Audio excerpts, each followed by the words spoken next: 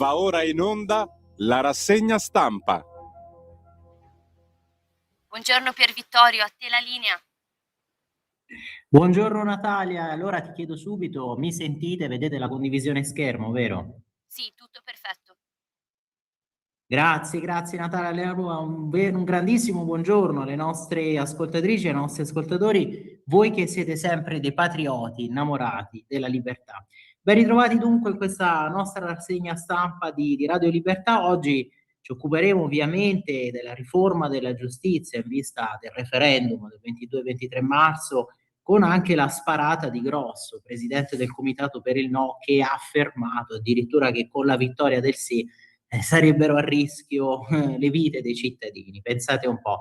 E ovviamente poi sul tema sentirete anche il video che ha registrato il sottosegretario al Ministero della Giustizia, Ostellari, sottosegretario leghista, un video proprio con una riflessione sulle conseguenze di questa riforma, delle implicazioni, e anche video che ci sono stati mandati dalla Lega Giovani.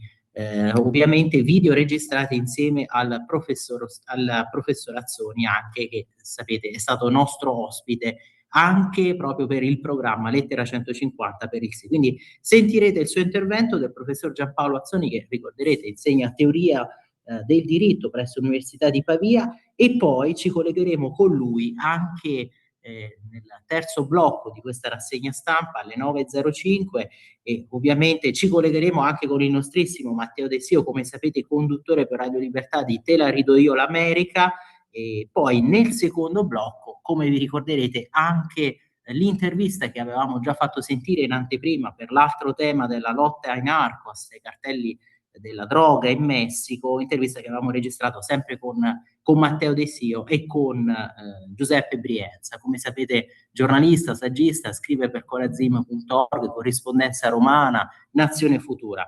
Naturalmente io vi invito sempre poi a farci sapere le vostre idee, i vostri punti di vista, opinioni che sono fondamentali, quindi terremo aperto sempre questo nostro consueto filo diretto, e con voi potete chiamarci allo 0292947222, 3 volte 2 finali, oppure potete scrivere i vostri messaggi quindi nei commenti sotto la diretta Facebook sia delle pagine della radio che della Lega. Potete mandare i vostri messaggi anche al numero WhatsApp della radio, ovvero il 340 6709 659, e naturalmente vi ricordo anche le nostre coordinate, quindi sempre potete seguirci dal canale digitale della Radio DAB, dalle pagine Facebook di Radio Libertà e della Lega Salvini Premier, naturalmente dal nostro nuovo sito internet, sempre aggiornato, e poi per concludere questa panoramica, quindi dalle app di Radio Libertà sia per i sistemi operativi iOS che Android, e naturalmente anche dal canale YouTube.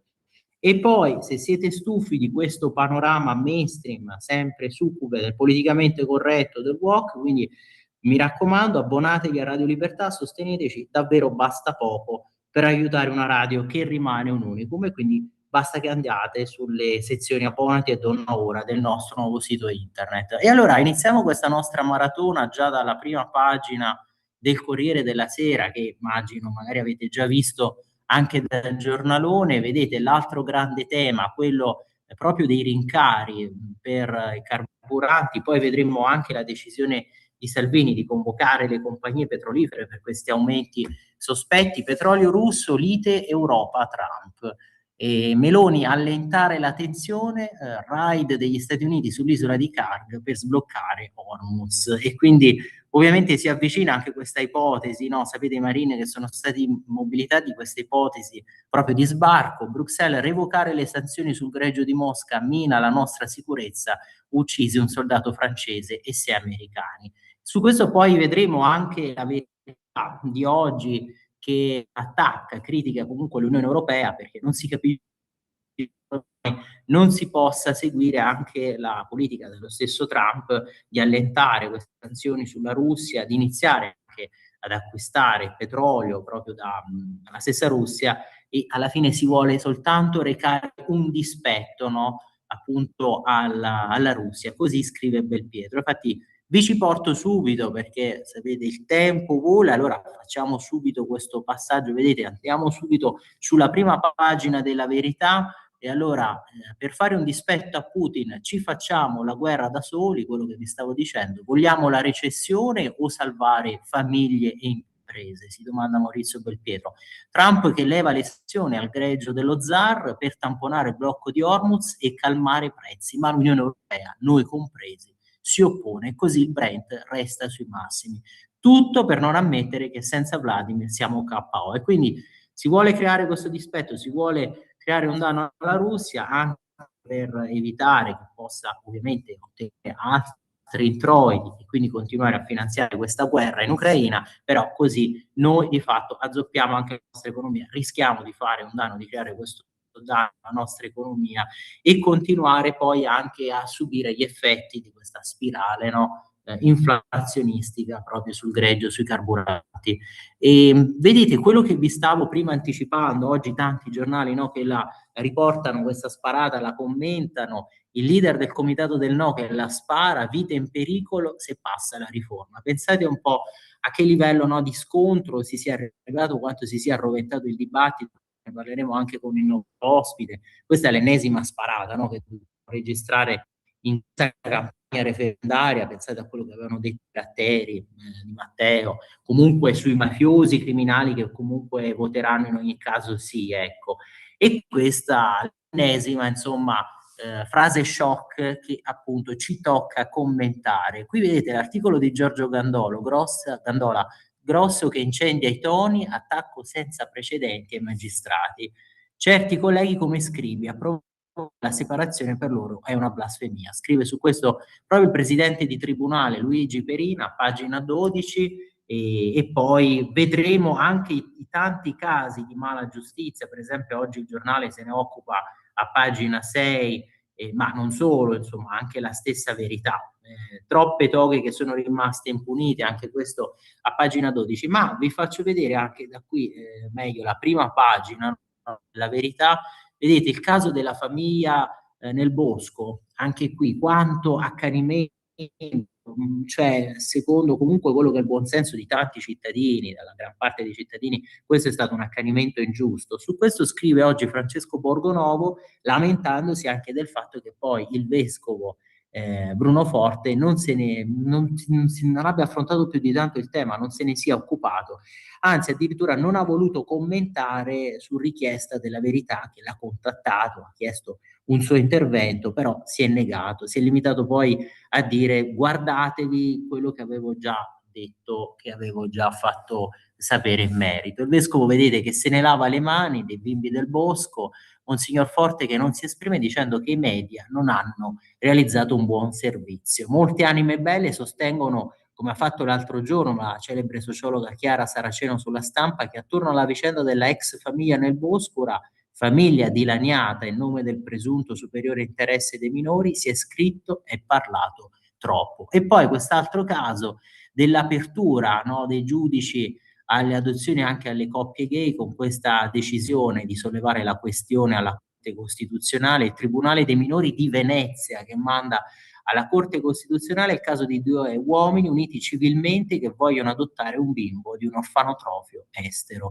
Per le toghe il vincolo matrimoniale presente nella legislazione italiana è discriminante. Se la questione di legittimità venisse accolta dalla consulta, anche le coppie omosessuali potranno diventare genitori.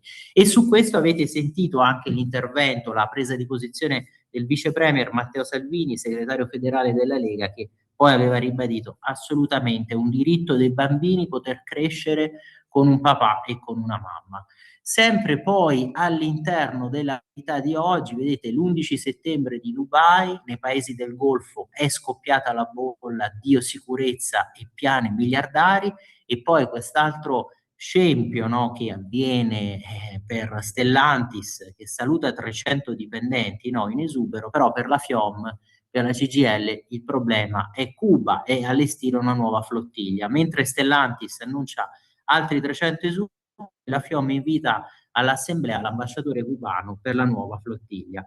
E allora io per quello che riguarda la pagina esteri, no, volevo segnalarvi pagina esteri, guerra all'Iran, contraccolpi anche poi sul mercato energetico, volevo segnalarvi ecco, pagina 2 e 3 della Verità di oggi, vedete, no? Qui all'interno, per chi non è abbonato sulla verità, la verità, ecco, Trump che sblocca il greggio russo, ma prezzi su, mentre il Brent gira intorno a quota $103, il tycoon concede una deroga di 30 giorni alle sanzioni e libera 100 milioni di barili al giorno, una toppa per i mercati che non risolve però il problema. Zelensky, Macron e Merz si indignano, quelli che ovviamente, sapete, le posizioni continuano a volere questa guerra continua, questa guerra contro la Russia, e quindi che non si dovrebbe fermare, arrestare. Le riserve nel mondo, guardate qui l'infografica, Venezuela che guida la classifica, poi l'Arabia Saudita, questo dalla fonte OPEC, Stati Uniti che sono al 10° posto, e qui vedete scavalcati dalla Libia nona, Russia ottava, e qui ovviamente poi il numero di barili, di miliardi di barili di petrolio, e al 3° posto l'Iran. La cifra è enorme, anche se rappresenta la produzione globale di un giorno. Qui a proposito, no, della produzione di questi 100 milioni di barili al giorno, attraverso la deroga, quindi alle sanzioni russe, la deroga decisa da Trump, borse preoccupate per i conti in rosso, non per gli equilibri della geopolitica. Il presidente della Repubblica francese Emmanuel Macron ha ricordato che la linea del G7 è sempre stata quella della massima pressione economica su Mosca. Traduzione: le sanzioni non si toccano. Quindi l'Europa che continua a seguire questa strategia autolesionista, secondo lo stesso Belpietro, l'abbiamo accennato, no, poco fa, vedete il diesel che galoppa a 2,04 euro al litro. Il governo per il momento sembra non pensare al taglio accise, Urso, misura costosa che in passato ha favorito i ricchi, primi rincari per l'ortofrutta. Intanto i segnali di tensione sui prezzi, qui scrive Giuliano Zulin, i segnali di tensione sui prezzi iniziano a riflettersi anche su alcuni prodotti alimentari, in particolare nel comparto ortofrutticolo, già colpito dal maltempo dei mesi scorsi. Secondo il nuovo osservatorio prezzi del CAR, Centro Agroalimentare Roma, i rincari più significativi colpiscono le eccellenze siciliane. I pomodori, per esempio, a grappolo che balzano da 1,40 euro al chilo a 2,30 euro, mentre i ciliegi toccano quota 2,40. Tensioni analoghe si registrano su tutto il comparto orticolo, con le zucchine scure che salgono a 1,30 euro al chilo e i peperoni che raggiungono i 3 euro. E allora vedete, questo già solo per far capire poi gli effetti sulla spesa, sul carrello degli italiani, semplicemente poi su prodotti, no, dell'ortofrutticolo, quanto poi, no, ci siano delle conseguenze anche su prodotti che sono quelli alimentari. Europa appunto autolesionista. Per recare un dispetto a Putin, poi alla fine si dichiara guerra da sola. Quello che stavamo leggendo dalla prima pagina di Maurizio Belpietro, l'Unione Europea che ignora la svolta di Trump e non vuol comprare l'oro nero di Mosca in modo da non rinforzarla al fronte. Nobili propositi che però adesso non tengono conto della recessione. Financial Times, i prezzi impazziti che fruttano al Cremlino 2 miliardi di euro. Bruxelles resta ferma al bivio di Draghi sul condizionatore, ma rischia grosso.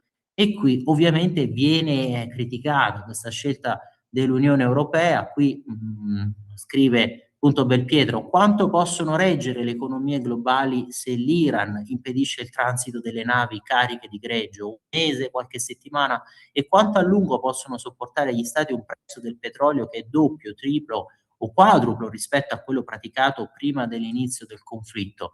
Anche in questo caso parliamo di mesi, perché il rincaro si tradurrebbe immediatamente in aumento delle bollette e una fiammata dell'inflazione che famiglie e imprese faticherebbero a sopportare. Insomma, se anche Stati Uniti e Israele sono in grado di proseguire la campagna contro il regime degli Ayatollah, continuando i bombardamenti, e seppure l'Iran può resistere per altro tempo, insistendo a colpire i paesi del Golfo, a non reggere è il resto del mondo, in particolare l'Europa. Dunque, Trump che revoca le sanzioni alla Russia per immettere petrolio a prezzi più bassi e alleggerire la tensione sul mercato. E l'Unione Europea invece che combina? Dice di no. Sì, non strabuzzate gli occhi, l'Unione Europea è contraria e rifiuta il petrolio.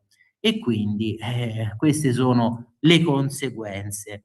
e il gas ovviamente, quindi l'Unione Europea rifiuta sia il petrolio che il gas di Putin, perché non vuole appunto darla vinta allo zar del Cremlino. Posizione certamente nobile, perché i quattrini che Mosca incasserebbe con la vendita dei combustibili fossili, questi quattrini verrebbero immediatamente reinvestiti in armi per sostenere l'offensiva contro l'Ucraina. Il Financial Times ha calcolato che la sola fiammata dei prezzi, quello che stavamo leggendo dal virgolettato, abbia fruttato alla Russia quasi 2 miliardi di euro in più, e a questi livelli, scusatemi, in un mese potrebbe anche incassare fra i 3,3 e i 4,9 miliardi.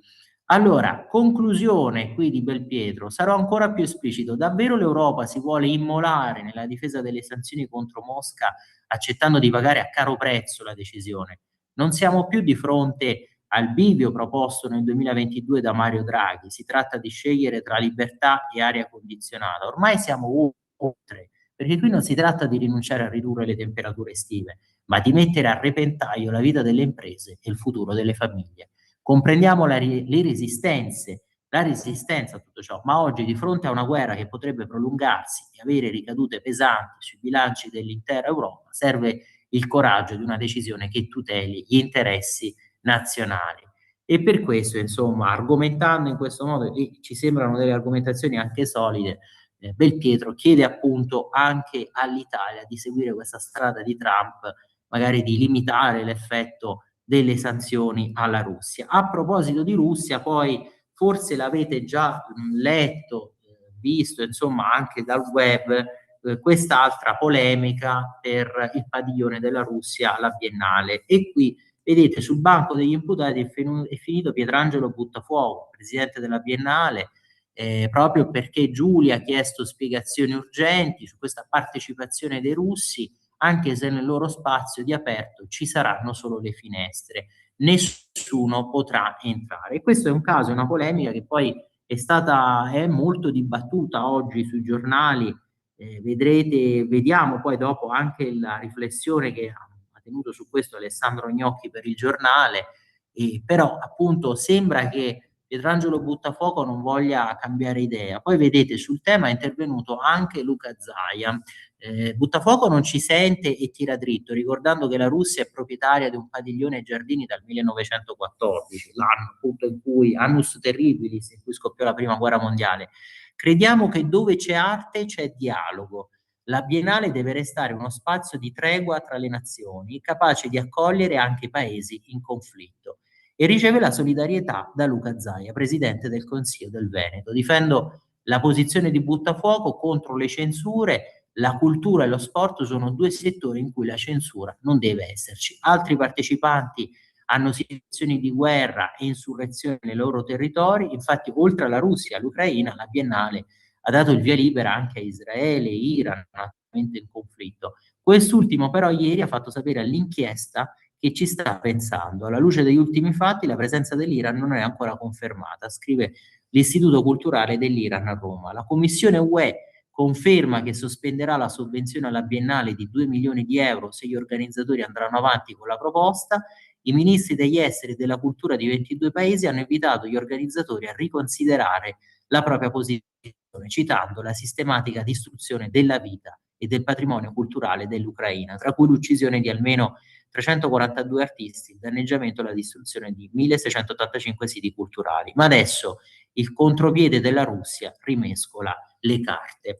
E allora, sempre sulla Verità di oggi, io volevo poi segnalarvi questi articoli, dopo continuiamo, no, il giro tra le testate. Ma per esempio, a proposito di Iran, abbiamo sentito prima, ci sarà o meno alla Biennale di Venezia questo spazio iraniano, la riflessione della De Mari proprio sulla lotta dei tanti oppositori, la lotta delle opposizioni in Iran per liberarsi da questo regime mostruoso. E allora vi porto qui, vedete, a pagina 6 di oggi, sulla Verità, vale la pena lottare per gli iraniani. E quindi il popolo persiano non è mai stato domato. Il libro di uno dei suoi scrittori spiega perché il fondamentalismo religioso che lo opprime è ancora più pericoloso del comunismo. L'Iran non sta perdendo la guerra, non ci sono i segnali di crollo che si erano verificati in Libia e in Iraq dopo i primi giorni. L'Iran si è preparato per decenni alla guerra ed è in grado di resistere. Se una parte della sua popolazione vuole la libertà dallo Stato islamico, anche a costo della morte, è indubbio che un'altra parte sia disposta a combattere per lo Stato islamico fino alla morte. D'altronde, 4 decenni di indottrinamento non possono essere passati invano. La domanda è: perché attaccare l'Iran? Chi ce lo fa fare di far morire un po' di gente, aumentare le distruzioni, prendere a calci le nostre già scalcinate economie? Ecco, questo è l'altro tema, prima lo stavamo richiamando, cioè poi l'Iran potrebbe giocare proprio questa carta di prolungare il più possibile il conflitto per danneggiare in questo modo, poi con l'inflazione, con i contraccolpi che si scatenano, per danneggiare in questo modo la nostra economia. L'Iran è un paese atroce e ingiusto, scrive qui la De Mari, innegabile, lo è anche la Corea del Nord, se per questo, però non è lo stesso. La risposta a questa domanda esiste, vale la pena di dichiarare la guerra all'Iran anche a costo di morti e distruzioni, anche a costo di povertà, esattamente come valeva la pena di combattere Hitler. Lo spiega un iraniano. E qui riferisce appunto di questa iniziativa editoriale. La risposta si può trovare in un vecchio libro, purtroppo non tradotto in italiano, Islamic Fundamentalism, The New Global Threat, fondamentalismo islamico, la nuova minaccia globale di Mohammed Mohaddessin. Quindi un libro che era stato già pubblicato tanto tempo fa. Esso spiega come l'Iran sia il cuore del male e come solo il crollo della Repubblica Islamica Iraniana possa permettere la pacificazione del mondo, mentre la sua esistenza garantisce un rigagnolo continuo di terrorismo, destabilizzazione, morte, distruzione, un fiumiciattolo immondo che non si arresta mai e che alla fine, tirando le somme, ha questo bilancio ben più tragico di una definitiva guerra. E lo abbiamo detto, no, ripetuto varie volte su questo Iran che non solo voleva esportare la rivoluzione islamica nel mondo, ma che poi è stato anche propagatore di terrorismo. Nel caso quindi del fondamentalismo islamico, no, c'è anche la religione. Il comunista doc potrebbe non aver troppa voglia di morire. L'islamico doc, giustamente qui la De Mari, no, scrive, soprattutto se questo islamico doc è un fallito dal punto di vista relazionale e lavorativo, può desiderare la morte santa con tutto il cuore. Altrettanto forte del desiderio del paradiso è la paura dell'inferno cui sono condannati i collaborazionisti dell'Occidente. Dio non voglia del grande e piccolo Satana, usa Israele, ma anche tutto l'esercito di gente che cerca di farsi gli affari suoi. Il comunista doc non aveva alle spalle una tradizione plurimillenaria, non aveva un'arma potente come la sete imposta nel Ramadan per distinguere eroi, traditori, tiepidi e collaborazionisti. Il comunista doc non era uno che sfigurava con l'acido il volto delle ragazze che portano male il velo. Il comunista doc non proveniva da un sistema che ha condannato a morte per lapidazione una dodicenne che aveva subito uno stupro. Mohaddessin sostiene l'ovvio, e cioè che l'ideologia iraniana autoritaria, religiosa, assassina ed espansiva costituisce un pericolo reale, specie ora che la fine della guerra fredda ha lasciato un vuoto di influenza nelle aree musulmane ed ex sovietiche africane. E insomma, per la verità di oggi, poi, qui giustamente la De Mari spiega perché questo regime, no, così oppressivo sia ancora più sanguinario, ancora più feroce di tanti regimi comunisti. Volevo poi segnalarvi per la verità, e dopo passiamo anche a Tempo, Giornale Libero, vedete anche la sparata di Grosso, le vite che sarebbero a rischio con il sì. Allora andiamo un attimo qui a pagina 10 all'interno, e poi l'intervista ad Arianna Meloni a pagina 11, sapete, no, quanto è ascoltata da sua sorella, dalla Premier.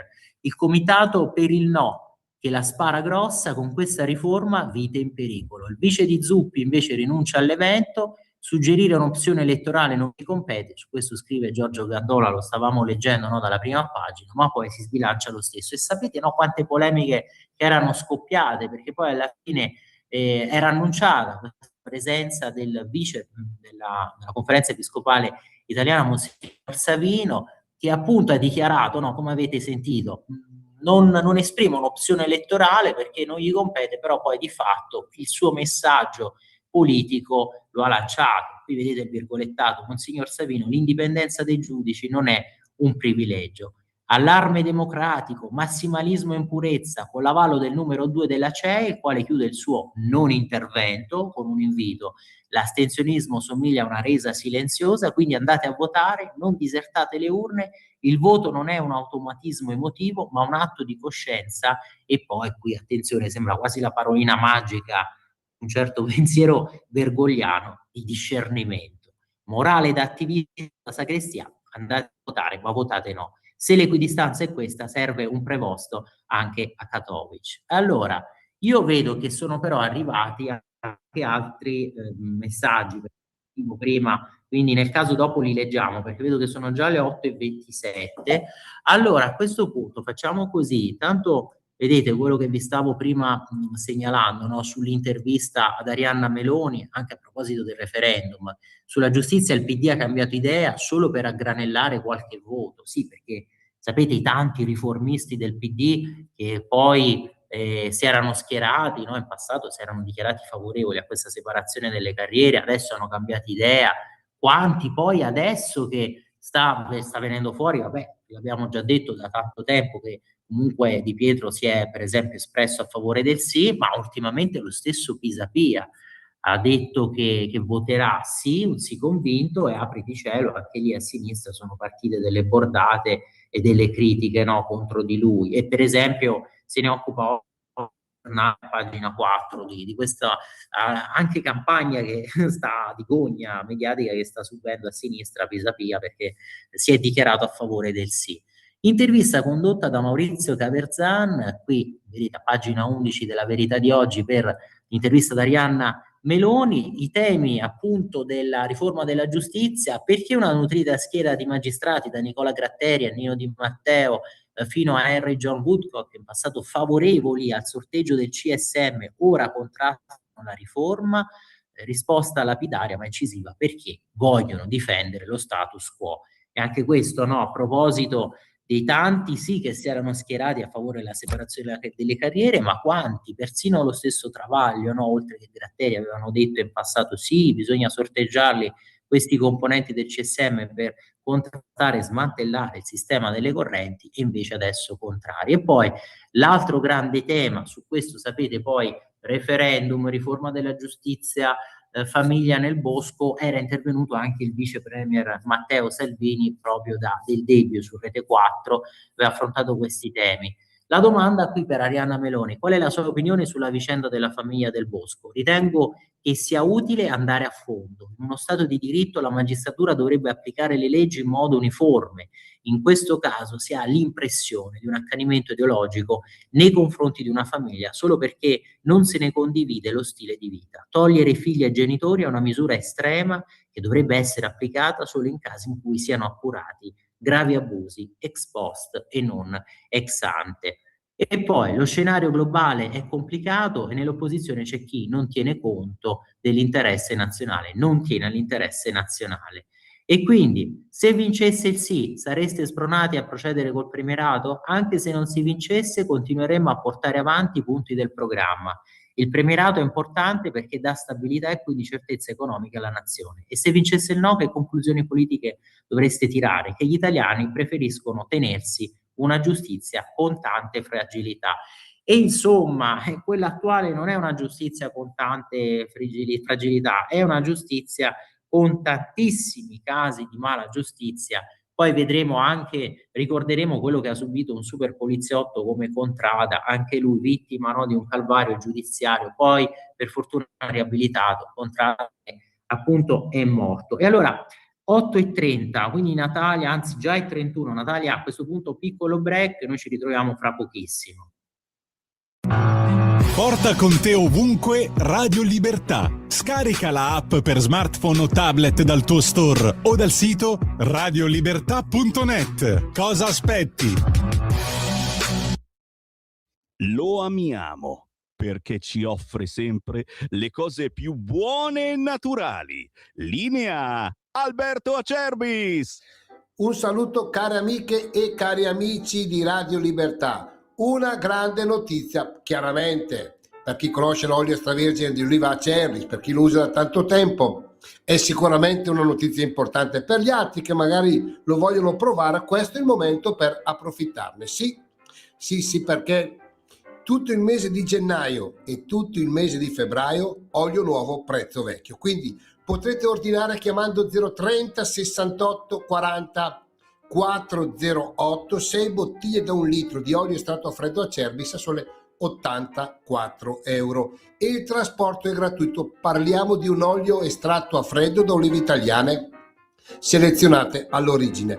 Tutte le mattine imbottigliamo il prodotto fresco su vostra ordinazione, quindi vi arriva a casa un qualcosa di unico. Se volete riscoprire i sapori di un tempo, se siete alla ricerca di un olio vero, importante, di un olio italiano che dia ai piatti un tocco in più, 030 68 40 408, oppure potete ordinare tramite la pagina web olioacerbis.com, perché come diceva il mio nonno Alberto, l'olio bu elve sempre a galla. Alberto, l'olio buono viene sempre a galla. Abbiamo avuto una produzione piuttosto scarsa quest'anno, lo sapete, ma una qualità straordinaria. Chiamate in tanti. Grazie, buon proseguimento. Di nuovo a te la linea, Pier Vittorio. Grazie Natalia. Allora, stavamo finendo, no, di leggere, di richiamare alcuni punti ovviamente dell'intervista ad Arianna Meloni oggi per La Verità, ma appunto a proposito poi di questo referendum, anche quello che appunto è successo in tutti questi anni per la mala giustizia. Pagina 12, pagina seguente, vedete, CSM degli eletti che non rende giustizia, troppe toghe che sono rimaste impunite. E poi il ricordo di Contrada. Morto Bruno Contrada, stavamo dicendo prima, lo 007 dei misteri di mafia, è morto a 94 anni Bruno Contrada, già dirigente del SISD ed ex capo della squadra mobile di Palermo. Negli anni 90 fu condannato a 10 anni per concorso esterno in associazione mafiosa. Nel 2015 la Corte europea dei diritti dell'uomo dichiarò la condanna ineseguibile perché il reato non era prevedibile all'epoca dei fatti. In seguito ottenne un risarcimento seppur ridotto. I giudici italiani hanno comunque ritenuto accertati comportamenti di favoreggiamento verso Cosa Nostra. I funerali si terranno lunedì a Palermo, dove Contrada ha vissuto e operato per gran parte della carriera. E sapete, poi si è espressa su questo anche Stefania Craxi, perché ha ricordato: ma com'è possibile che chi è stato prima lodato come grande servitore dello Stato, grande eroe nella lotta contro la mafia, poi sia stato così vittima di un accanimento giudiziario, addirittura giudicato come il vicino a Cosa Nostra. I grandi paradossi, no, della nostra giustizia italiana, di questa giustizia che è ingiusta, oggettivamente non funziona, lo sappiamo tutti noi, anche noi cittadini, no, vedendo quante poi denunce finiscono archiviate, le infinite denunce a carico magari ovviamente di ignoti, rimangono a carico di ignoti, ma denunce per reati che sono considerati derubricati come a piccola criminalità, no? Quelli per esempio di furto, di spaccio, eccetera, che poi intasano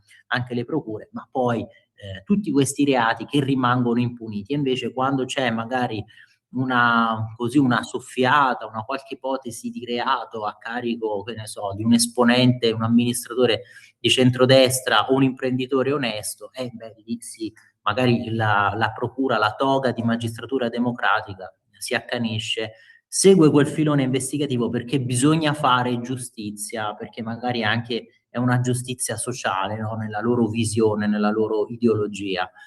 Da presidente di tribunale ho visto magistrati prosciolti che hanno reiterato condotte scorrette e ritardi. Con l'alta corte prevista dalla riforma, la funzione disciplinare libera dalle correnti diventa trasparente. Il CSM degli eletti non rende giustizia, troppe toghe sono rimaste appunto impunite. E questo impunite lo scrive oggi Luigi Perina, ex presidente del Tribunale di Vicenza, questo proprio verso il referendum.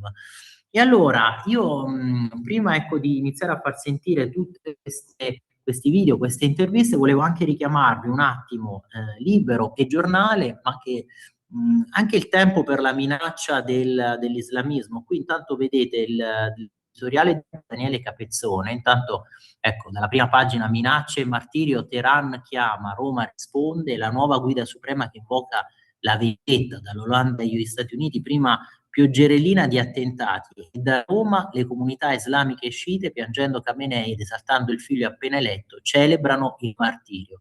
Ecco perché le reti islamiste sono un pericolo reale.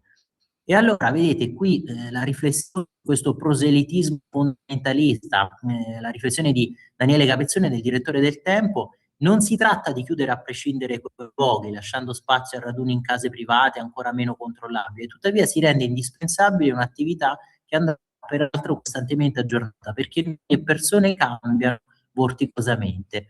Quindi occorre un censimento, uso appositamente un concetto sdoganatissimo che evoca soltanto, no, aspetti positivi come esigenze di trasparenza. Quindi un censimento di tutti i luoghi di culto, di incontro e di associazionismo ispirati all'Islam sul nostro territorio. E la medesima trasparenza va richiesta sulle relative fonti di finanziamento.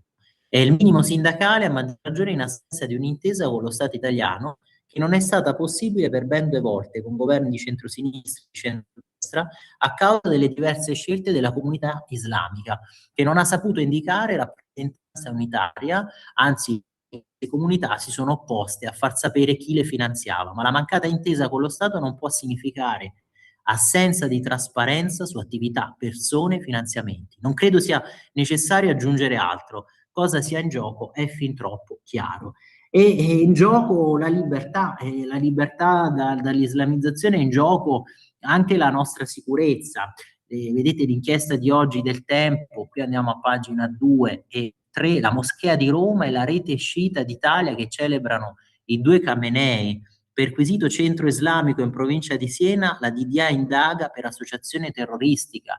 Lupi solitari e cellule dormienti, primi risvegli anche negli Stati Uniti, un gruppo che rivendica attentati alle sinagoghe europee.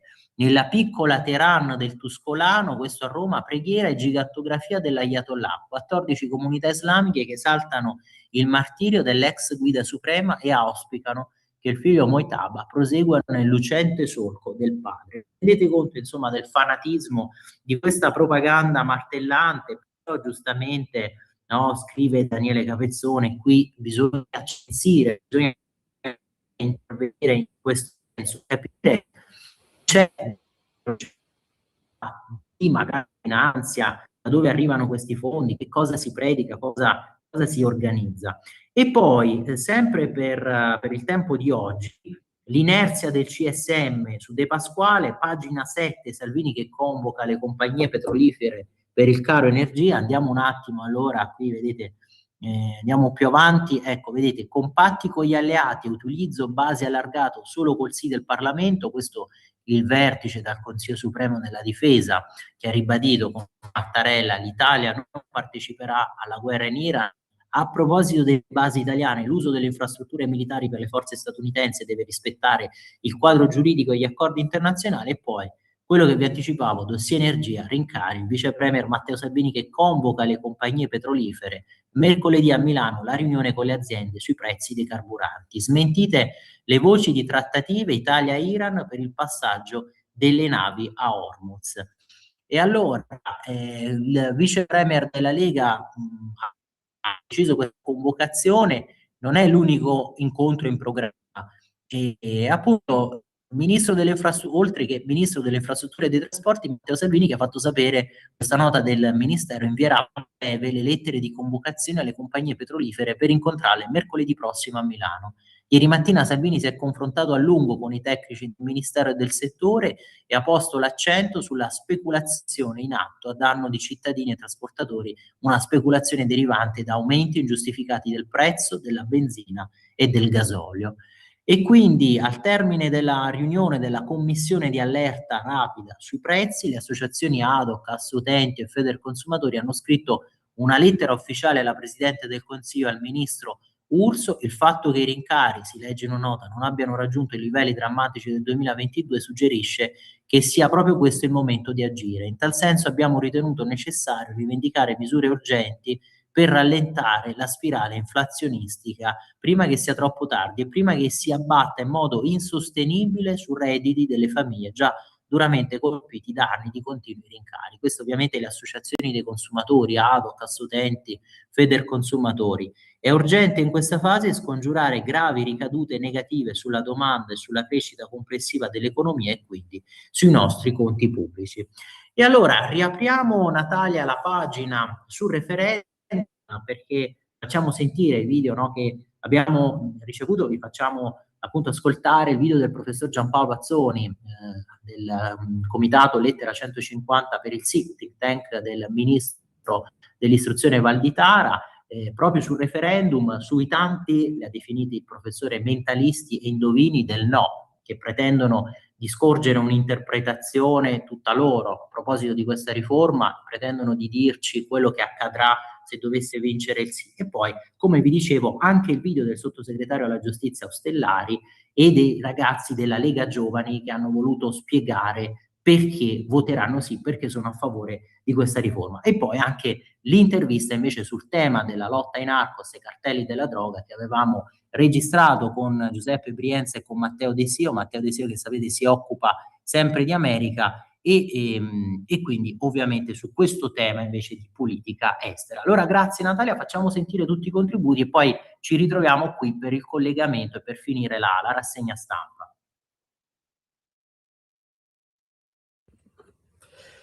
Bisogna ammettere che alcuni sostenitori del no sono dotati di poteri che potremmo definire addirittura paranormali.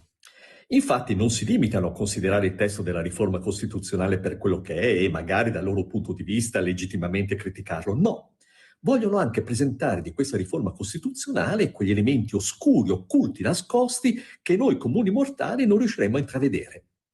E per farlo utilizzano innanzitutto il potere del mentalista, non trovando nel testo della Costituzione né la subordinazione della magistratura alla politica né il controllo dell'esecutivo sul pubblico ministero, allora dicono che questi elementi fortemente negativi, ovviamente, sarebbero nella mente di coloro che hanno voluto la riforma.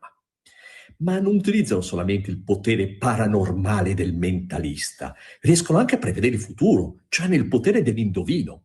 Infatti ritengono che questa riforma costituzionale sia solamente la premessa per ulteriori provvedimenti che sarebbero fortemente lesivi dell'autonomia della magistratura, fortemente lesivi dell'equilibrio costituzionale. Bene, va detto che non c'è alcun rapporto tra questo testo della riforma e le supposte modifiche successive che andrebbero a ledere i principi fondamentali della nostra Costituzione. Non c'è alcun tipo di rapporto. Quindi il mio personale consiglio è lasciare perdere sia i mentalisti sia gli indovini e guardare il testo della riforma per quello che è. C'è un testo che io ritengo sia nell'interesse di tutti i cittadini, sia nell'interesse del Paese, ma sia nell'interesse anche della stessa magistratura. Quindi votiamo sì.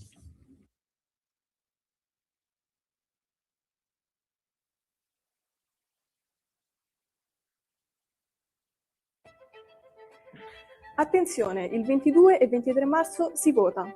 È una grande occasione per il nostro Paese. Sapete perché? Perché 3 poteri dello Stato saranno finalmente autonomi e in equilibrio. La magistratura non sarà mai sottoposta al potere esecutivo. Perché finalmente chi giudica e chi accusa avranno ruoli distinti. Con la riforma, il PM che indaga e accusa sarà distinto dal giudice che decide la causa. Perché non vogliamo più scandali derivanti dalle correnti in magistratura. Stop alle correnti. Il sorteggio avverrà solo tra magistrati con più anni di esperienza. Così si eliminano le campagne elettorali interne e si tagliano i rapporti oggi esistenti tra il magistrato eletto e quello che lo vota. Perché con l'Alta Corte chi sbaglia sarà sanzionato. Si introduce il principio della responsabilità. Il magistrato che sbaglia sarà giudicato da un nuovo organo libero e indipendente. Perché si modernizza un sistema rimasto fermo da decenni. Questa riforma migliora la giustizia, rendendola libera e finalmente autonoma a beneficio di tutti. Per una giustizia più equa, più trasparente per i cittadini e per i magistrati. Il 22 e 23 marzo io voto sì. Io voto sì. Io voto sì. Io voto sì. Ah, e ricordatevi, non c'è il quorum. Per questo motivo andate tutti a votare.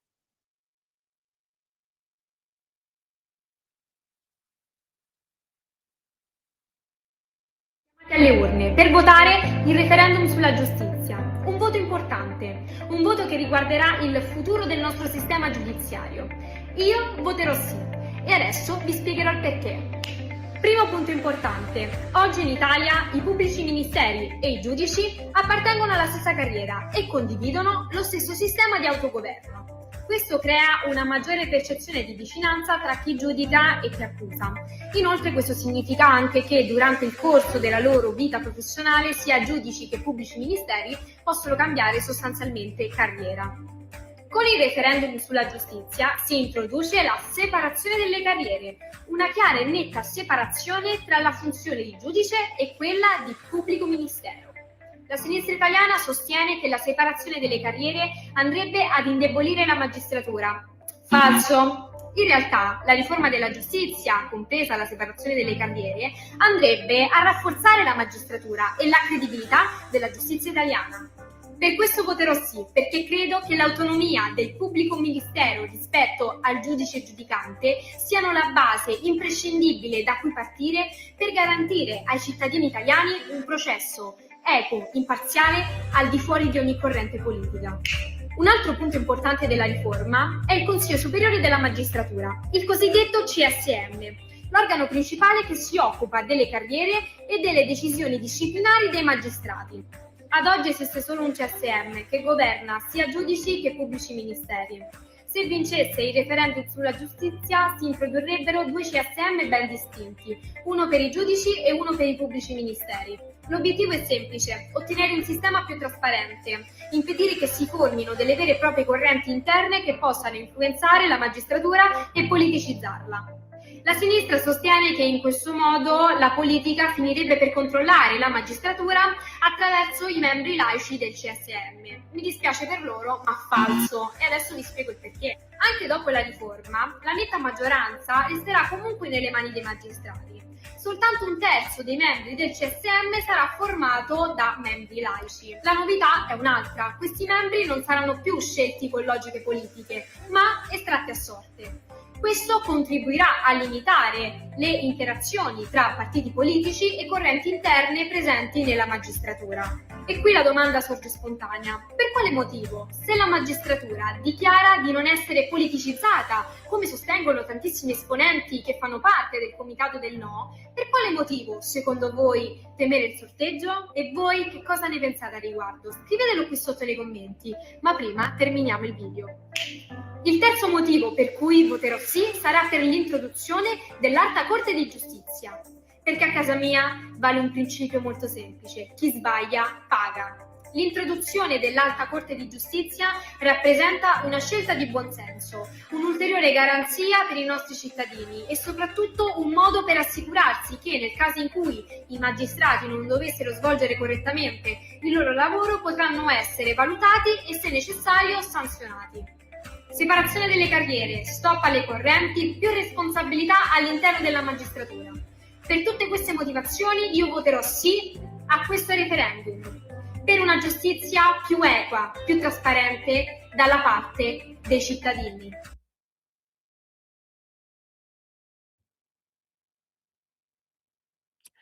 E allora oggi di nuovo in collegamento con noi di Radio Libertà il giornalista e saggista Giuseppe Brienza. Come sapete scrive per corazimo.org, Corrispondenza Romana, la rivista online e non solo, anche cartacea di Nazione Futura. Già nostro ospite. Giuseppe, è sempre un piacere e un onore riaverti con noi.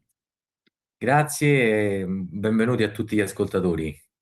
E grazie a te, grazie a Matteo De Sio, come sapete conduttore del Te la ridò io l'America, il programma in onda il lunedì mattina su Radio Libertà. Onoratissimi Matteo di riaverti sempre con noi.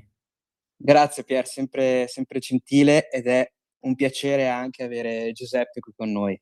Grazie Matteo. Allora Giuseppe, come annunciato, oggi con te affrontiamo questa escalation di violenza che è esplosa dal 22 febbraio, vicende insomma di una complessità lacerante, con oltre un centinaio di vittime tra le forze dell'ordine, affiliati e cartelli, insomma civili, dopo questa eliminazione del cosiddetto Mencio.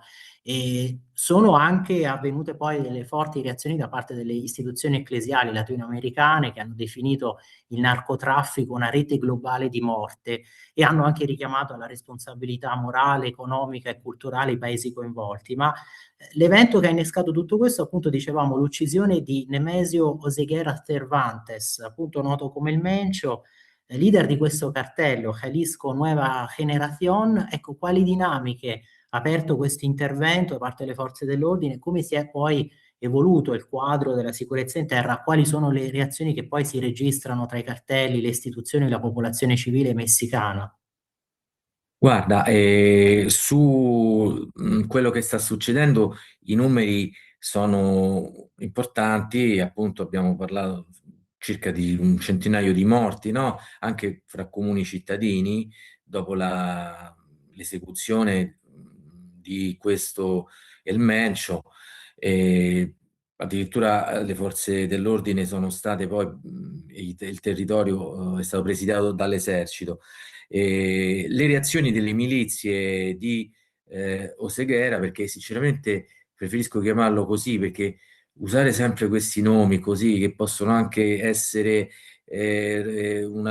trasformarli in una leggenda del male, no? Di un'emulazione, pure questi cartelli con questi nomi che non corrispondono poi allo squallido traffico che portano avanti queste persone, no? Sembrano quasi gruppi musicali, ecco. Forse potremmo bonificare anche su questo il linguaggio noi giornalisti, perché tutto poi congiura nel costruirgli un'aura di leggenda, di eroicità, no, a questi delinquenti, che hanno fatto anche evadere delinquenti come loro nel carcere di Ixatapa dopo l'esecuzione di Oseguera. Dicevo, la cosa più forse mi sento di osservare sulla base di alcuni resoconti che ho letto, in particolare quello di un sacerdote e giornalista messicano che da anni è impegnato nella lotta alla criminalità organizzata e che è stato anche minacciato più volte e intimidito dai narco. Sono Don Sergio Omar Sotelo Aguilar, che ha sollevato un punto nevralgico, no, nella lotta contro i narcotrafficanti nel suo paese, cioè quello del potere corruttivo che è penetrato nell'organizzazione statale, purtroppo, del Messico. Lui parla appunto di una narcoeconomia che si è infiltrata e che spiega, ad esempio, che questa repressione è giunta solo a seguito del intervento degli Stati Uniti e la mobilitazione dell'opinione pubblica, perché non è che sono mesi, ma sono decenni che la narcoeconomia prospera. E non solo in mezzo Messico. Don Sotelo Aguilar parla di 21 stati della Federazione Messicana che sono ampiamente controllati da questi narcotrafficanti, ma anche 70 stati nel mondo che sono soggetti ai loro squallidi e traffici, no? e affari.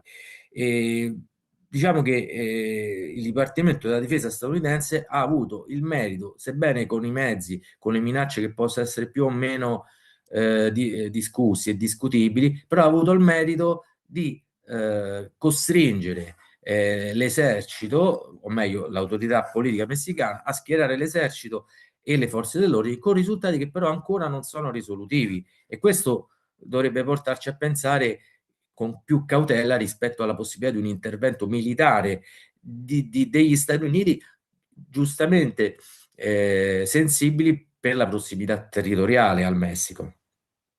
Esattamente, e sono cartelli estremamente strutturati che hanno compiuto un salto di qualità, vero Matteo?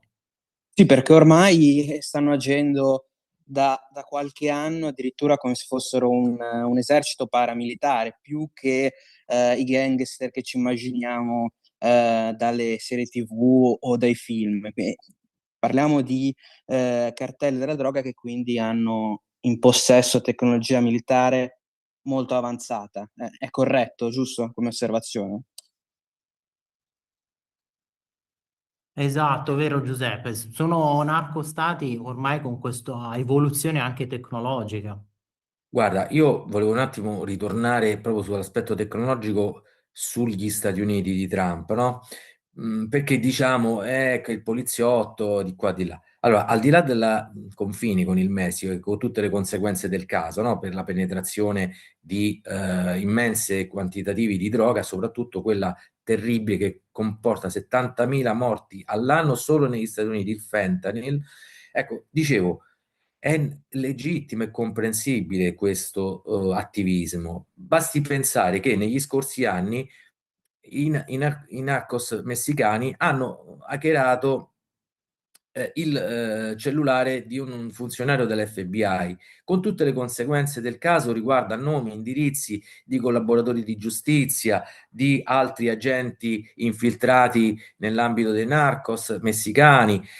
Oppure il Pentagono ha registrato più di 1000 incursioni oltre confine da parte di questa guerriglia informatica dei narcotrafficanti, e quindi capite bene che questo comporta con le tecnologie di questo secolo anche un potere di esplosione e di distruzione. L'abbiamo visto nel caso che magari i nostri ascoltatori conoscono meglio, no? Dell'utilizzo dei dispositivi da parte di Israele per determinare delle esplosioni simultanee, no? In Iran è accaduto lo scorso anno. Prodotti chimici, prodotti tossici che hanno bersagliato forze dell'ordine e organizzazioni non solo messicane. È per questo che giustamente hai citato all'inizio la conferenza latinoamericana e caraibica dei religiosi, no? Ha parlato di una rete globale del narcotraffico. Il narcotrafficante, il gruppo di narcos del Messico minaccia a livello globale e soprattutto purtroppo l'Occidente, perché a causa della dismissione delle identità culturali, dei valori religiosi, l'accesso alla droga è purtroppo massivo e di conseguenza la minaccia è giustamente avvertita da parte dei narcotrafficanti.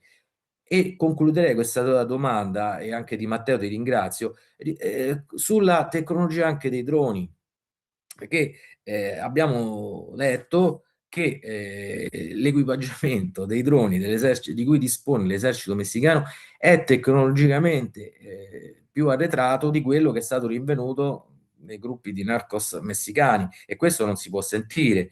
Secondo l'intelligence poi di Kiev, cioè Ucraina, che al momento è l'hub, diciamo, di produzione e impiego di droni militari di alta tecnologia, cioè dei esponenti del gruppo di questo El Mencio sono andati in maniera più o meno nascosta e abusiva in Ucraina per acquisire tecnologie e riproporre dei droni che capite bene come possono costituire un pericolo non solo per le forze dell'ordine del Messico, ma anche degli stati limitrofi e anche oltre.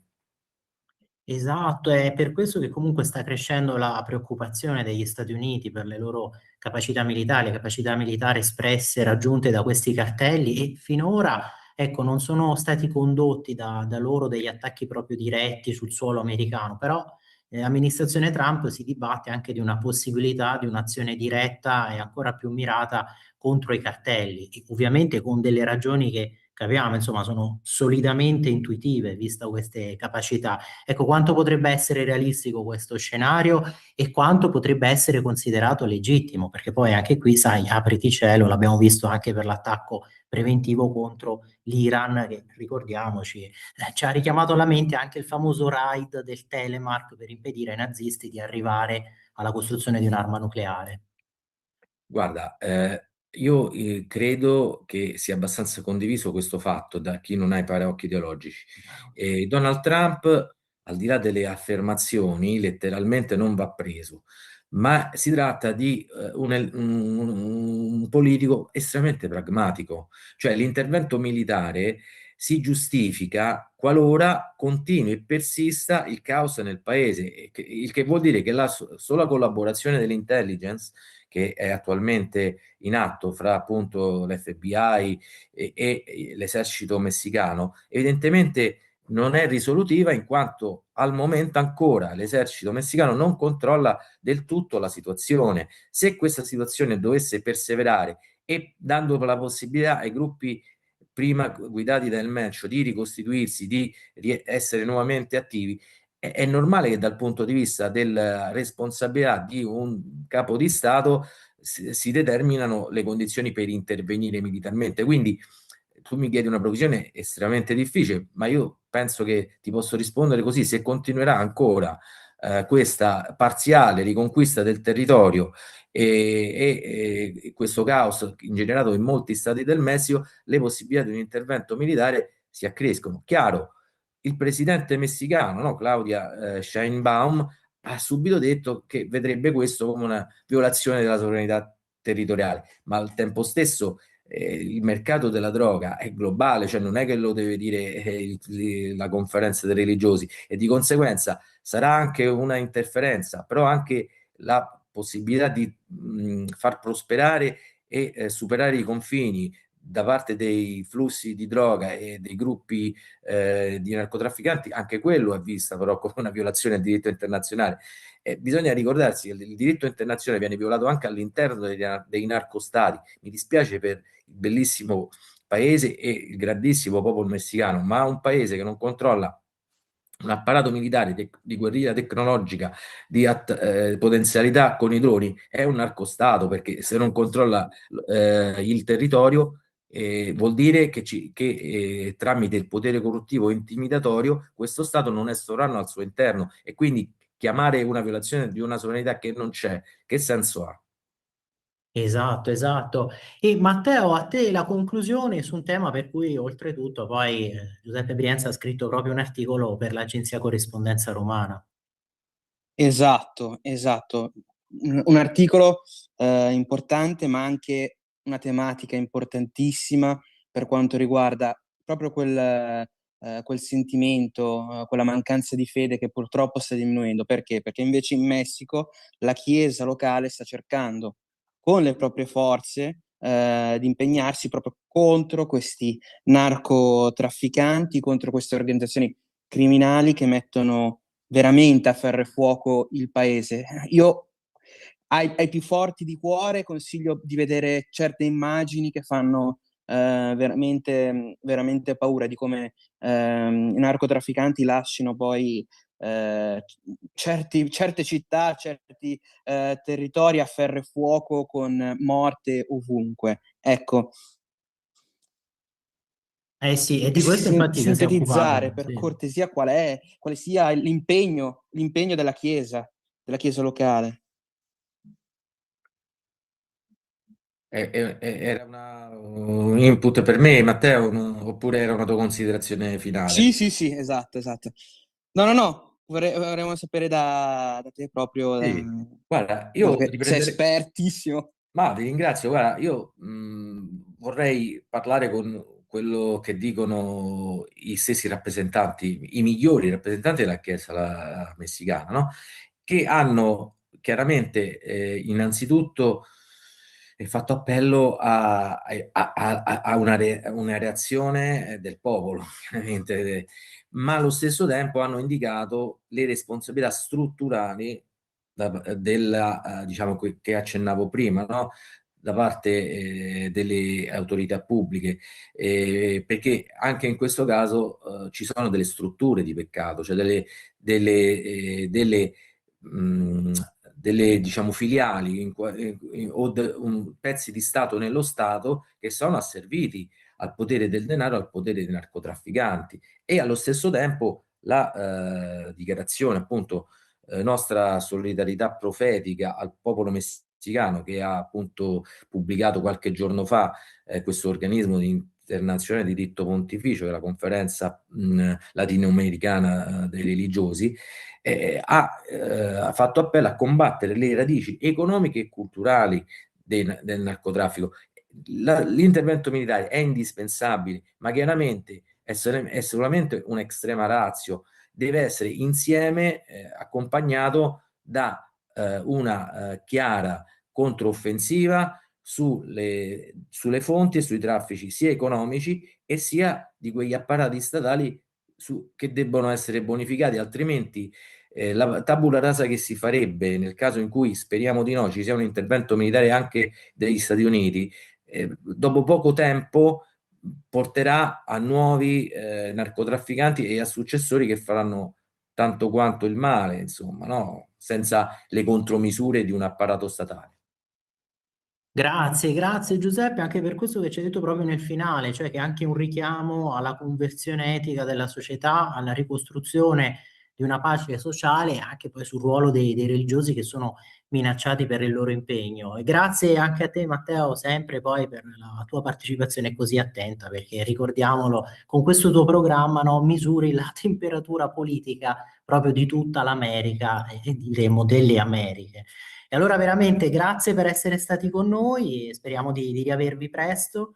E proprio per commentare questo tema che ovviamente richiede una soluzione integrata che, come è stato detto, deve combinare non solo la repressione ma anche poi la ricostruzione sociale, culturale di queste comunità e ovviamente un serio contrasto ad una narcocultura che è anche necrocultura, cultura della morte, quella della droga. Grazie ancora. Grazie a te per Vittorio, un saluto a tutti gli ascoltatori. Grazie Pier. Grazie.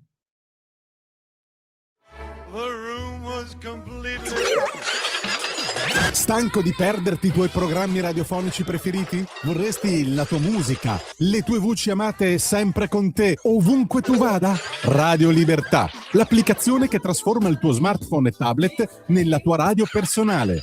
Scaricala ora, è gratis per i dispositivi Android e iOS. Avrai tutta la programmazione quotidiana di Radio Libertà a portata di mano. Scopri di più su radiolibertà.net. Semplicemente la tua radio.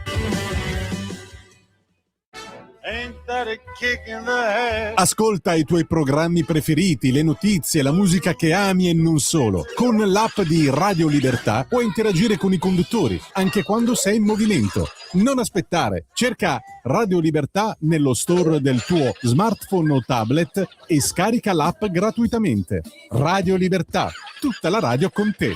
Scopri di più su radiolibertà.net. Semplicemente la tua radio. Sempre più liberi con La Tua Radio è il nuovo sito che mette in prima pagina opinioni, firme, notizie, uno sguardo nuovo e originale sui fatti che ci circondano.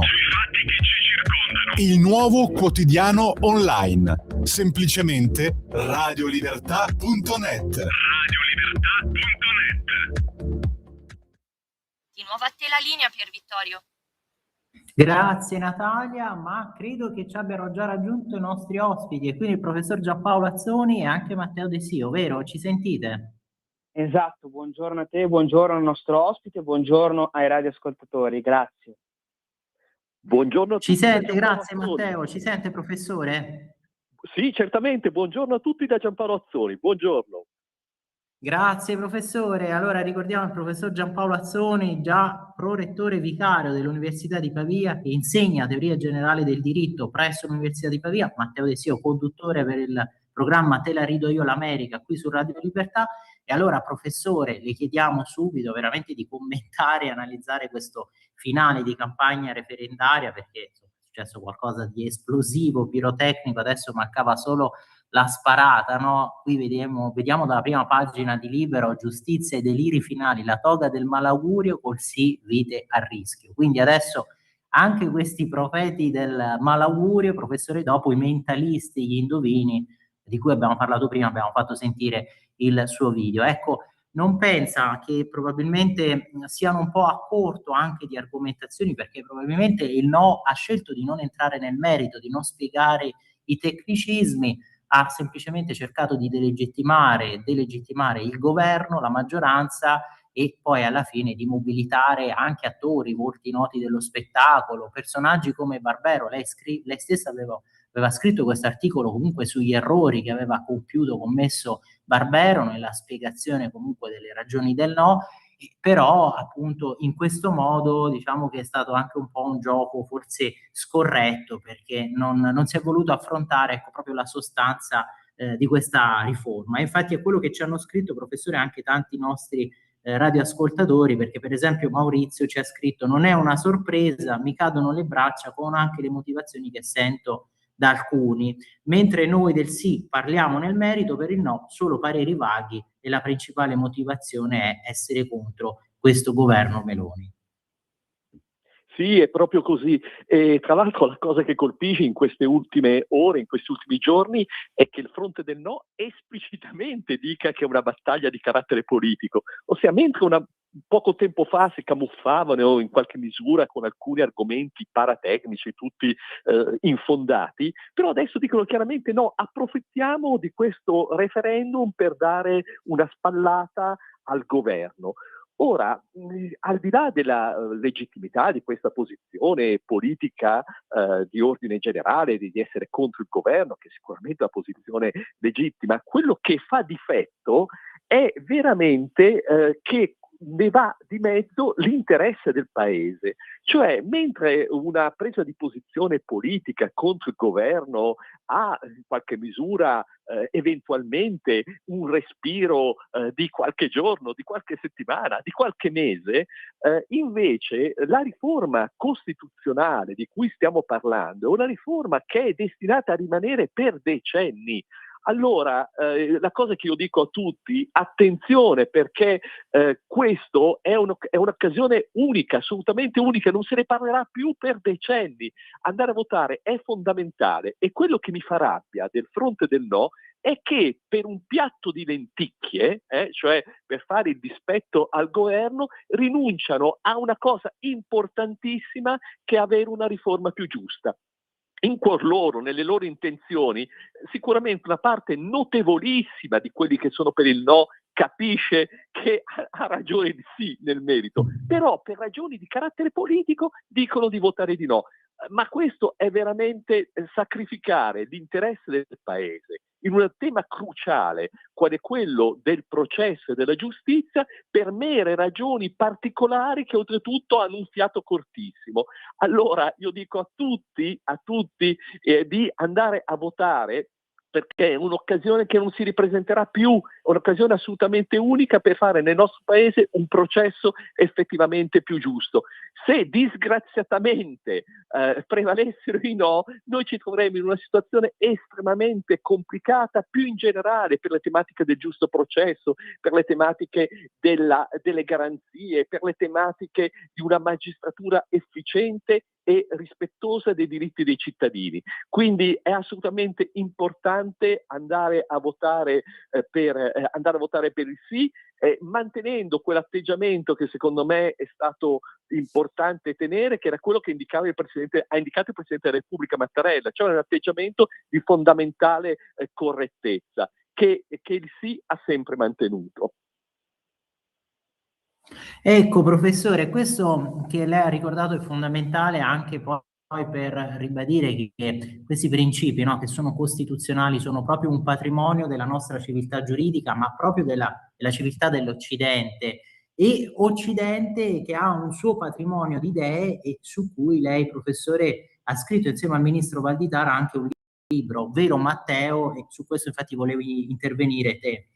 Esatto, un libro che finalmente possiamo dire uno dei tanti pezzi che ora stanno uscendo a favore finalmente della cultura occidentale, della democrazia, della nostra libertà, che ha fatto l'Occidente il mondo, perché sembra solo lo specchio di tutto ciò che sia negativo nell'animo umano, l'Occidente, a sentire purtroppo alcuni intellettuali nostrani. Parliamo anche di un libro che secondo me dà un messaggio molto importante alla fine, che è quello di leggere, di non selezionare scienza, ma di espandere tutto ciò che si ha sotto mano, perché anche se è considerato in quel momento storico come un sapere oscuro, a parte la nostra conoscenza come umanità, e quindi sono importanti questi saperi per il prosperare futuro. Mi sbaglio, oppure che il professore anzi aggiunga qualcosa di più, perché è importante su queste tematiche sentire qualcosa proprio da un intellettuale del suo tenore. Sì, proprio guardate, in questi giorni mi fa molto piacere che venga ricordato, è uscito questo libro che si intitola Manifesto per l'Occidente, che è un libro fatto dal ministro Giuseppe Valditara e da me, curato, ma a cui hanno partecipato altri 20 studiosi importanti di tutta Italia. È un libro Manifesto per l'Occidente che proprio a difesa dei valori valori della nostra cultura. Sono indicati 25 valori che vengono sviluppati in brevi capitoli, semplici ma credo con grande rigore anche dal punto di vista scientifico, e quindi sono valori come quello del bene comune, valori come quello della democrazia, della dignità umana, dell'eguaglianza, valori importanti come quelli della persona, della libertà, del merito, della responsabilità, della solidarietà. Bene, questi valori sono ricostruiti nella nostra cultura, perché la nostra cultura, quella che è iniziata con la Grecia, è passata a Roma, il Rinascimento, le grandi rivoluzioni scientifiche e democratiche del 7 e 800, la nostra grande cultura europea occidentale, bene, questi valori non solo li ha concepiti, ma li ha approfonditi, li ha praticati. Quindi un orgoglio importante nel difendere questi valori, che non sono valori esclusivi, ma sono valori aperti a chiunque li voglia riconoscerli. Quindi sono valori effettivamente di carattere universale. In un'epoca in cui l'Occidente, come avete detto giustamente, è criticato in tutto, è messo sotto accusa, pensate che addirittura negli Stati Uniti d'America si sono abbattute le statue di Cristoforo Colombo e di altri personaggi importanti della storia europea, americana, occidentale. Bene, quando tutto il nostro passato e la nostra cultura sono aggrediti, pensate ovviamente all'aggressione dell'Islam radicale. Bene, in questo contesto è importantissimo affermare i valori dell'Occidente. Ecco, quindi consiglio a tutti la lettura e la diffusione nelle scuole, nelle nostre famiglie, di questo manifesto per l'Occidente, che è possibile trovare nelle librerie e in tutte le piattaforme online. Manifesto per l'Occidente, Guerini, editore.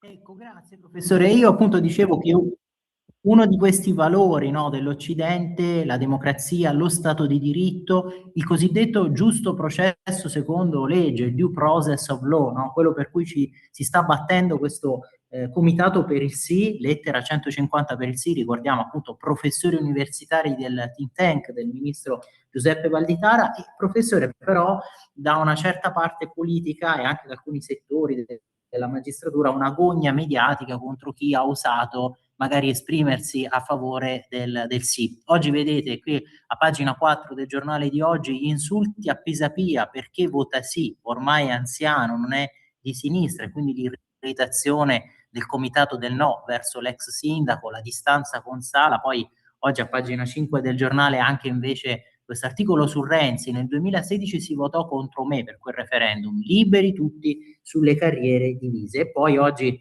i vari giornali raccontano anche i tanti casi di mala giustizia, per esempio anche le tante toghe rimaste impunite negli anni nonostante gravi errori, sulla Verità di oggi a pagina 12. Lo stesso Tempo, che a pagina 8 oggi racconta l'inerzia del CSM su De Pasquale, che comunque aveva commesso, gli erano state mosse queste contestazioni. Ecco, lei professore, al termine ormai di questa campagna referendaria, che messaggio lancerebbe per convincere i tanti indecisi e i tanti, come ha detto lei, che magari sarebbero genuinamente a favore del sì, condividono quelle ragioni, sono intimamente convinti della bontà, però per partito preso, perché magari adesso sono all'opposizione o per altre motivazioni di carattere veramente strumentale, politico, potrebbero votare no? Guardi, io penso che occorre pensare a noi stessi come cittadini. Cioè è come in qualche misura che noi pensiamo al tema della salute degli ospedali, no? Magari noi in questo momento speriamo, ecco, di non averne bisogno, però un domani se avessimo bisogno di un ospedale, noi desidereremmo avere un ospedale che funziona, ben organizzato, con dei medici che ci assistono. Ecco, la stessa cosa riguarda il processo. In questo momento ovviamente speriamo di non essere coinvolti, perché è un'esperienza tremenda quella di essere coinvolti in un processo, però un domani, se noi fossimo coinvolti in un processo, cosa vorremmo? Vorremmo un giudice terzo e imparziale? Vorremmo un giudice che è molto attento a non sbagliare, perché eventualmente se sbagliasse è responsabile delle sue scelte? Oppure invece vorremmo che continuasse la situazione attuale in cui non abbiamo una completezza di meccanismi organizzativi a difesa del giusto processo, che prevede appunto un giudice terzo imparziale, che prevede la parità tra accusa e difesa, che prevede il fatto che se i giudici e i pubblici ministeri sbagliano, rispondano effettivamente dei loro errori. Bene, io credo che chiunque di noi vorrebbe un giudice terzo e imparziale. Allora, esattamente come vorrebbe, se si ammalasse, un medico che lo assiste. Quindi è una questione di fondamentale importanza per la vita di moltissime persone e potenzialmente per la vita di tutti noi. Quindi è un'occasione più unica che rara. Votare no o non votare no è una scelta che effettivamente potrebbe avere conseguenze negative. Io dico solo una cosa: chi non votasse o votasse no, non venga poi a lamentarsi in futuro, ecco, non venga a lamentarsi in futuro. Quindi invece abbiamo una grande possibilità per far avanzare il nostro paese, renderlo omogeneo ai paesi di grande e consolidata democrazia, di attuare finalmente la Costituzione, perché questa non è una legge di revisione costituzionale, lo è solo formalmente, è una legge di attuazione della Costituzione. Si dà piena attuazione al principio del giusto processo che noi troviamo nell'articolo 111 della Costituzione. Quindi il mio invito è: andate a votare, coinvolgete i vostri amici, parenti, è un'occasione unica. Di fronte c'è un fronte del no che è molto organizzato, molto compatto. Quindi per vincere questa battaglia occorre veramente l'entusiasmo e la mobilitazione la più estesa possibile. Non perdiamo questa occasione. Esatto, un'occasione storica, vero Matteo, che poi però un fronte del no che apparentemente no, sembra compatto, però qui abbiamo visto, vedete, pagina 5 di Libero di oggi, non so se vedete alla condivisione schermo, maxi convegno delle toghe rosse nella capitale, alla fine erano 4 gatti, la sala che rimane mezza vuota, e con Monsignor Savino, vicepresidente della CE, che ha mandato un messaggio a distanza. Sì, esatto, Matteo, esatto. ci senti? Sì, prego. Sì. Parliamo quindi di una situazione di un comitato per il no, che, come descrive anche giustamente in maniera ottima il professore, sembra quasi più interessato a difendere le proprie correnti piuttosto che a dare un'alternativa o comunque un modo anche funzionale per continuare, nel loro modo ovviamente di pensare, continuare questo sistema basato su queste due carriere, senza però quindi pensare al bene del paese. Sì, è proprio così, è un misto di interessi, quelli del no sono un misto di interessi particolari, quindi propri assetti di potere, e miopia politica, perché per fare un dispetto al governo veramente producono un'offesa incredibile alla Costituzione. Questa battaglia non è né di destra né di sinistra, non è del governo né dell'opposizione, questa è una battaglia di attuazione della Costituzione, tant'è che è una battaglia tradizionale della sinistra, come Pisapia ha ricordato, così come Claudio Martelli, così come tanti della sinistra hanno ricordato. È una battaglia tradizionale della sinistra, quindi non è una battaglia né di sinistra né di destra, esattamente come non è né di sinistra né di destra avere dei buoni medici negli ospedali. Noi vogliamo avere dei giudici terzi e imparziali e responsabili di quello che fanno nelle nostre aule di giustizia. Se vogliamo un giudice terzo e imparziale, responsabile di quello che fa, abbiamo l'opportunità di ottenerlo votando sì.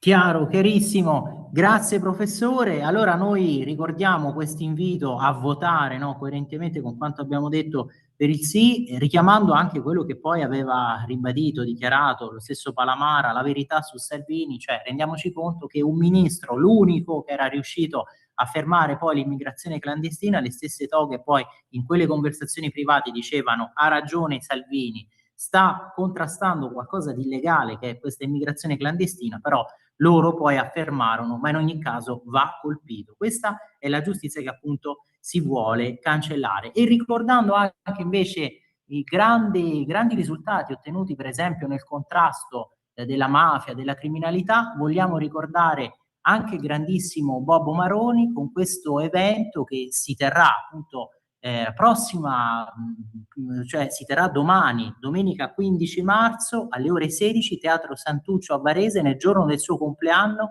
una festa di ricordi, canzoni, video inediti con gli amici di sempre. E qui vedete anche l'intervento del professor Stefano Bruno Galli. E allora, Bobo and Friends, grazie professor Nazzoni per essere stato con noi, grazie a te Matteo e ovviamente buona continuazione qui su Radio Libertà. Avete ascoltato